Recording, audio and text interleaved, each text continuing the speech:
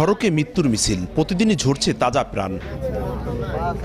প্রত্যক্ষদর্শীরা জানান, বৃহস্পতিবার সন্ধ্যায় ঢাকা থেকে পটুয়াখালীর উদ্দেশ্যে ছেড়ে আসে হানিফ পরিবহনের যাত্রীবাহী বাস। মাদারীপুরের শিবচরের বঙ্গবন্ধু এক্সপ্রেসওয়ের সূর্যনগর এলাকায় পৌঁছালে সামনে থাকা একটি ট্রাককে পেছন থেকে সজোরে ধাক্কা দেয় বাসটি। এতে ট্রাক ও বাসের সামনের অংশ দুমড়ে মুচড়ে যায়। মহাসড়কের রেলিং ভেঙে ট্রাকটি ছিটকে খাদে পড়ে যায়। ঘটনাস্থলেই 2 জনের মৃত্যু হয়, আহত হয় অন্তত 13 জন। তাদেরকে উদ্ধার করে ভাঙ্গা উপজেলা স্বাস্থ্য কমপ্লেক্সে ভর্তি করে ফায়ার সার্ভিস ও হাইওয়ে পুলিশ। সেখানে চিকিৎসাধীন অবস্থায় মারা যান আরো 2 জন।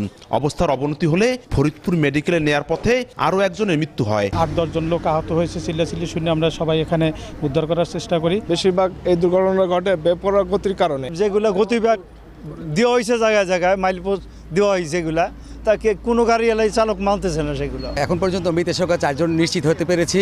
তবে দুর্ঘটনার ধরন অনুসারে যে পরিমাণ ইনজুরিড হয়েছে আর মৃতের সংখ্যা বাড়তে পারে। বেপরোয়া গতি দুর্ঘটনার কারণ বলে মনে করছে হাইওয়ে পুলিশ। হয়তোবা আপনার ওভারটেক করতে যেয়ে এটা দুর্ঘটনা ঘটতে পারে।